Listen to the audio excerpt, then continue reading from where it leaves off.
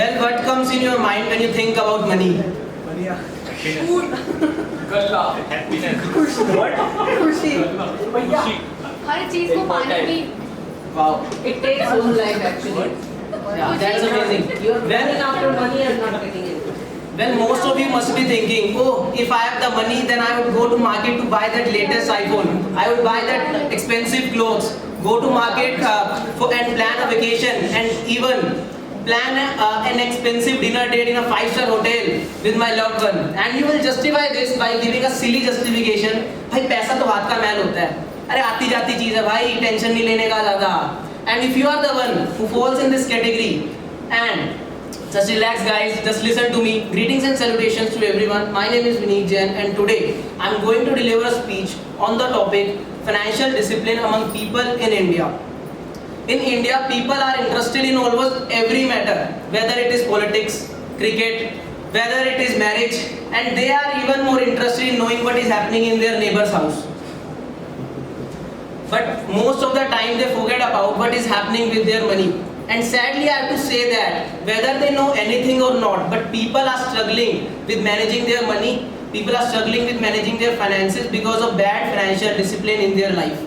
And sometimes I do feel that it's not only our fault, because when we were kids, our parents and elders had given us strict guidelines that look, you are a kid right now, do not think much about money, just focus on your studies, we'll take care of our money and score good marks, that's all. And because of that, people end up having degrees in bulk, but they miss out in one topmost skill, that is financial education, or we can say money management skill.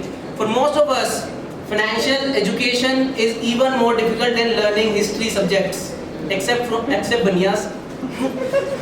So I would like to share some reasons behind it. Well, first reason is many people do not have a proper and systematic record of their transactions. They do not know from where their money is coming, and they do not know at where there is money is going. And because of that, they are losing their money every second, and at the end of the month they left with nothing.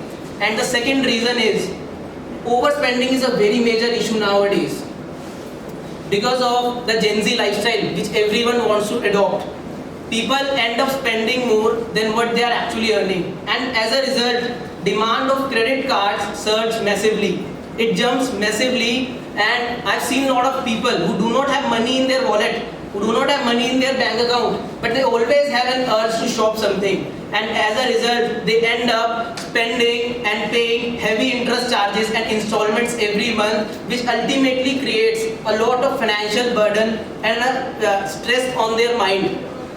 Instead of investing that money on their skills to upskill themselves, to start a business venture, and to invest that money in good financial assets that could fetch them much higher returns, they are still buying liabilities.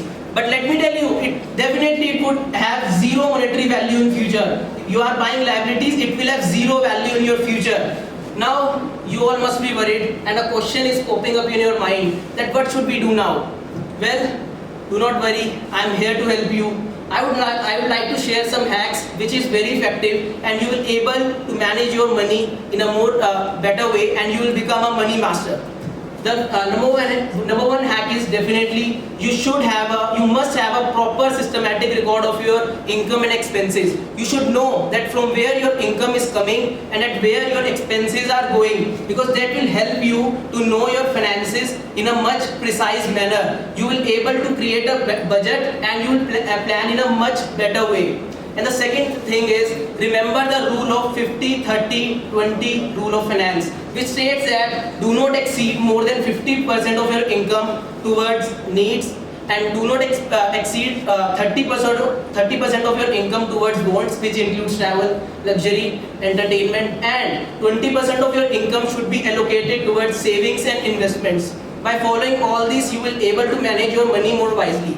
So finally, I want to conclude my speech by saying that focus on your finances, spend it wisely, your shop will never be going to pay your bills, and remember one thing, money speaks only one language, that if you save me today, I will save you tomorrow. Thank you very much.